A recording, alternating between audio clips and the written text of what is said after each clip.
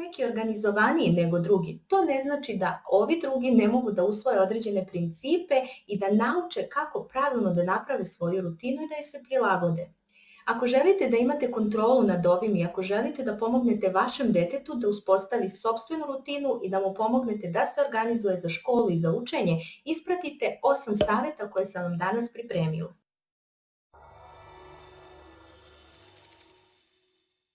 Ćao svima, moje ime je Danijela, profesor sam engleskog jezika i na svom kanalu se trudim da promovišem učenje engleskog na jedan interaktivni način i da ponudim trikove i savjete za bolje i uspešnije učenje. Ako vas to zanima, razmislite da se pretplatite, a mi krećemo sa našom temom. Prva stavka na našoj listi je ta da naučite vaše dete da koristi takozvane to-do liste. A te to-do liste mogu da budu razni papirići, mogu da budu baš te to-do liste koje imate da kupite u nekoj knjižari, koje možete da magnetičem zalepite za frižider ili da zalepite za neko mesto gdje vaše dete uči i gdje će biti usmereno na te obaveze. I pomozite mu da stekne naviku da zapisuje koje su to obaveze za taj dan. To će mu pomoći da nikada ne zaboravi šta treba taj dan da uradi i da onog trenutka kada precrta jednu stvar sa te liste osjeti se vredni i da shvati da je nešto postiglo i onda će biti motivisano da dalje uradi sljedeće sa te liste. Drugi savjet bi bio da naučite vaše dete da radi domaći zadatak po prioritetima, što bi značilo sljedeće: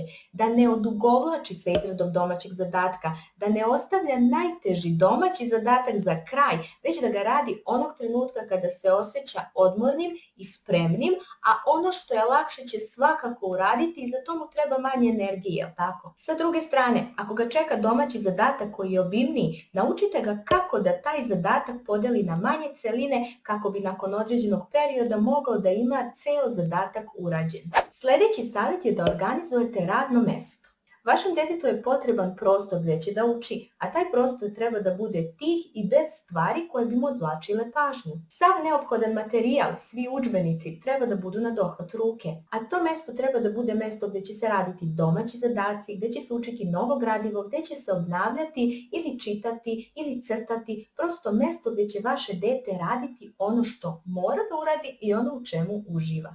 Četvrti savjet je da utvrdite vreme za učenje. Svako dete treba da zna koji je to period dana kada će ono da uči. Nekoj deci odgovara više da rade domaći nakon što se vrate iz škole, dok drugoj deci više odgovara da se odmore pa onda da pređu na izradu domaćih zadataka. I već sam napominjala da vi decu najbolje poznajete i shodno tome im i organizujte vreme. To vreme treba da se iskoristi na sljedeći način. Ako postoji domaći zadatak, da se radi domaći zadatak, a ako nema domaćeg zadatka niti drugih školskih obaveza, vaše dete treba da iskoristi to vreme tako što će raditi nešto što ono voli, baviti se nekim hobijem, dakle baviti se onim što je polje njegovog interesovanja. Peti savjet je da im pomognete da uredno vode sveske. Većina učenika odlično započne novu školsku godinu, krene da piše lekcije redom, sveska je uredna, ali posle mjesec, dva, sveska je u haosu. Ne zna se koja je lekcija zapisana na kojoj strani, pa da li je ovo vezano za tu lekciju, pa da li je ovo bila beleška, da li je ovo pisalo na tabli i tako dalje. Stvara se konfuzija.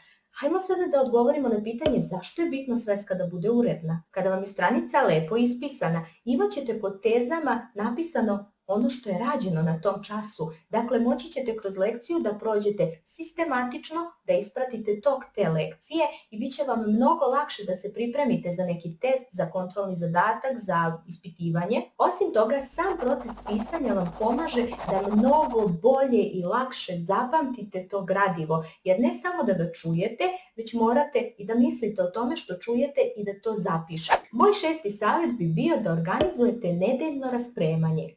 Da bi spremno dočekali novu radnu nedelju, učenici moraju da završe sa obavezama od prethodne nedelje. Pri tom mislim, treba da se otarase suvišnih papira, treba da završe sve domaće zadatke od prethodne nedelje, da treba da pripreme novi materijal za narednu nedelju. Zatim treba da se pripreme za nove projekte, treba da provere kalendar i da vide da li su završili sa svim obavezama, da li postoje neke obaveze koje ih čekaju baš te sedmice. Jednom rečju pripremaju sebe za nove radne zadatke. Sedmi savjet je da spremate sve dan unapred.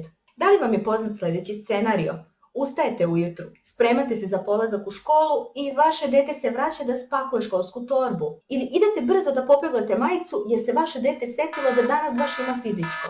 Da biste izbjegli sve ove neprijatne situacije, naučite vaše dete da sve pripremi dan unaprijed, odnosno noć unaprijed. Dakle, uveče neka proveri da li je spakovalo školsku torbu, da li je pripremilo odeću koju će nositi za naredni dan, da li je uradilo domaći zadatak, da li je pripremilo sav neophodan materijal za projekt. To će mnogo olakšati jutarnju rutinu i vaše dete će naučiti da bude odgovorno, organizovano i da sve sprema unapred, a ne da radi u poslednji čas. I 8. savjet i nešto što već nekoliko puta pominjem je da budete uzor vašem detetu. Pomozite mu da savlada sve ove prethodne korake tako što ćete u prvo vreme zajedno sa njim učestvovati u realizovanju svega ovoga, tako što ćete zajedno praviti plan rada, tako što ćete zajedno učestvovati u njihovoj realizaciji. Recimo, zalepite to-do liste baš na frižider, neka tu bude i vaša to-do lista, neka vaše dete vidi da i vi imate određene obaveze u toku dana koje morate da završite, pa pokažite mu vašim primjerom kako se vi organizujete, kako ih precrtate, kako sebi kažete ja pa završio sam ovaj zadatak, sad mogu da pređem na sledeći i kad završim sve ove zadatke onda imam svoje slobodno vreme. Dajte mu dobar primjer, neka sledi ono što vi radite. Ako je u pitanju i odeća, pripremite i vi vašu odeću dan pre. I nešto što nisam uvrstila na ovu listu, a što treba svakako da uradite je da osmislite neki vid nagrađivanja, barem u prvo vreme. Dakle, cenite taj napor koji vaše dete ulaže da ispoštuje sve ovo što od njega očekujete, jer vi upravo radite za njega, vi želite od njega da stvorite jednu odgovornu osobu koja zna da se organizuje i koja zna pravilno da pristupi svojim obavezama. Ta nagrada ne mora da bude materijalna, naprotiv, može da bude sasvim dovoljna pohvala. A ako postoji nešto što vaše dete toliko jako želi da dobije, iskoristite ove savete, pokušajte da od njega napravite tu organizovanu osobu koja će znati da pristupi svojim obavezama i koja će polako da zarađuje tu nagradu. Time ćete ih naučiti da cene to što dobiju jer su prethodno uložili određeni rad i trud. Pišite mi u komentarima da li primenjujete neki od ovih savjeta i koji vam možda najviše koristi. Ako imate vi dodatnih predloga, molim vas ostavite u komentarima jer tu smo da pomažemo jedni drugima. Koji god oblik nastave da je u pitanju, organizacija je veština koja se prvo stiče u kući. A sada se zamislite, da li vi učite vaše dete da bude organizovano ili mu priskačete svaki put u pomoć kada nešto treba da se uradi i odradite umjesto njega. Naučite ih šta su to obaveze, pa posle neka zahtevaju svoja prava. Nadam se da vam je ovaj video danas pomogao i da je razrešio možda neke nedoumice koje imate. Ako vam se dopao, lajkujte, podelite, razmislite da se pretplatite na moj kanal jer svake srede i subote objavljujem po jedan novi video. Do sledećeg gledanja, doviđenja!